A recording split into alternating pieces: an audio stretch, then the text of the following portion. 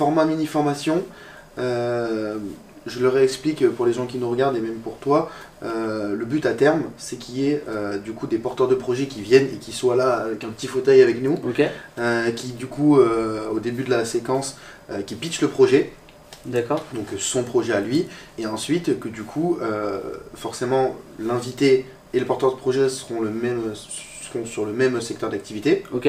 Et que du coup qu'il y ait un échange entre nous trois, moi qui est un peu sur divers secteurs, vu que du coup j'ai une approche globale, et du coup l'expert et le porteur de projet. Voilà. Tu veux connecter des entrepreneurs qui ont déjà certaines expertises avec des porteurs de projets qui vont dans la même direction, c'est ça? Exactement, qui vont à peu près sur le même secteur d'activité, quoi. Je sais pas, pour la dernière fois j'ai fait une dame qui a créé un jeu de société. Et ben dans mon pépite, malheureusement je l'ai su qu'après, mais il y avait quelqu'un qui crée un jeu de société. Je les aurais mis en relation, enfin là ici elle serait venue avec nous, et puis elle aurait parlé du coup comment on crée un jeu de société, etc. Plein de petits tips comme ça, la réglementation, etc. Mais du coup là, vu que c'est un peu compliqué, déjà de faire monter quelqu'un à Paris, et deuxièmement de trouver spécifiquement la personne sur le secteur d'activité, du coup j'ai pris des cas particuliers. Et ce qui est cool, c'est que tu vas pouvoir du coup un peu imager ce que tu nous as dit jusqu'à présent. Là tu nous as dit il faut faire ci, ça, ci, ça. Donc du coup j'ai pris un premier cas. Donc là c'est un cas personnel pour le projet Entrep Club. En termes de communication et pour récupérer du lead, parce que le lead c'est important, hein, faut qu'il y ait des clients qui rentrent dans la base de données. Donc du coup je suis parti sur l'idée d'un e-book. Donc un e-book qui est 50 secrets pour triompher dès la première année. Voilà. Donc pour les entrepreneurs du coup forcément. Je le mettrai par exemple, je sais pas, pour l'instant j'ai eu l'idée de le mettre déjà sur mon site. Deuxièmement, de le mettre dans la description de mes chaînes YouTube, de mes vidéos YouTube, ce qui permet aux gens de pouvoir le télécharger gratuitement. Et à l'intérieur de cet e-book, je mets d'autres services qui là seront payants. Par exemple, j'ai un pack de 10 000 prompts. Là, je te dis ça, je peux mettre, je sais pas, un note-list payant, ou enfin, je sais pas, à voir, tu vois. Mais là, en t'ayant fait un plan global de mes idées dans ma tête, comment, donc là, voilà, en face de toi, tu as un client qui a un projet, une vaste idée, comment tu le fais pour le faire arriver au bout, quoi. Dans un premier temps, la chose que je demanderais serait l'objectif. En termes de volume, qu'est-ce qu'on veut aller chercher? L'idée au final, si je comprends, c'est d'avoir des clients. Toi tu as pensé à l'e-book pour récolter des leads, c'est un très bon moyen. Il y en a d'autres des moyens aussi, il y a des webinaires, il y a plein de choses imaginables. L'e-book en fait partie. Donc une fois que tu as ton objectif, il faut comprendre aussi les moyens que tu as à disposition. Est-ce que tu as des personnes qui t'entourent pour t'aider à mettre en place tes actions? Est-ce que tu as du budget à mettre aussi pour aller chercher tes objectifs? Et aussi avoir une très bonne compréhension de ta cible. Tu peux le faire à travers différents moyens, le persona, l'ICP, il y a plusieurs méthodes de le faire.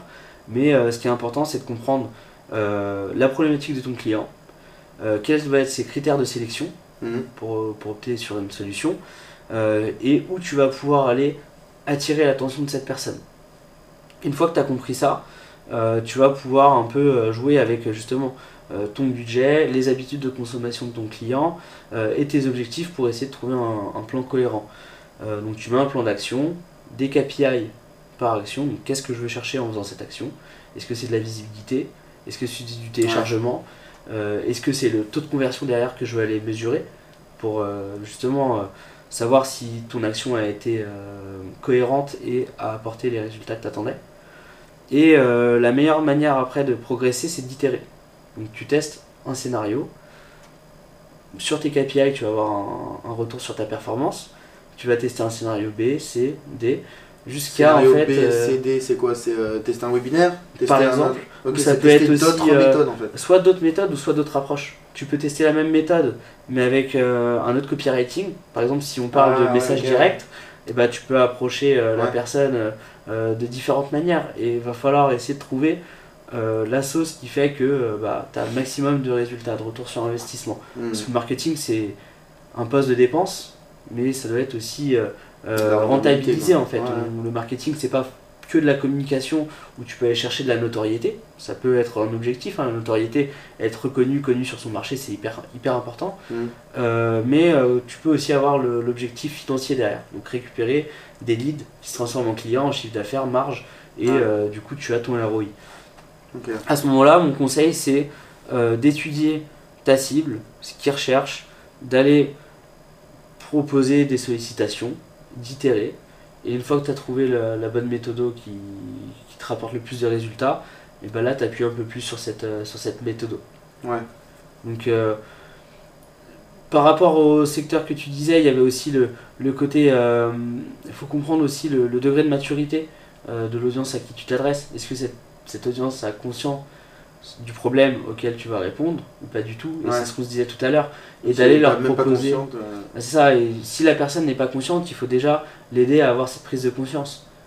Si elle en a conscience mais qu'elle cherche une solution, il va plus falloir lui dire je suis la solution qui te convient. Et du coup, ça va être par rapport à ce degré de maturité que tu vas adapter tes messages. Et pour moi, il faut travailler en funnel. Donc il faut taper large au début. Dès que tu as un signe, quand tu tapes large d'intérêt, et ben en fait, cette personne, tu vas l'aider à progresser en apportant du contenu qui est un peu plus resserré dans le funnel. Ouais, de toute façon, ouais, c'est vraiment entonnoir. Entonnoir.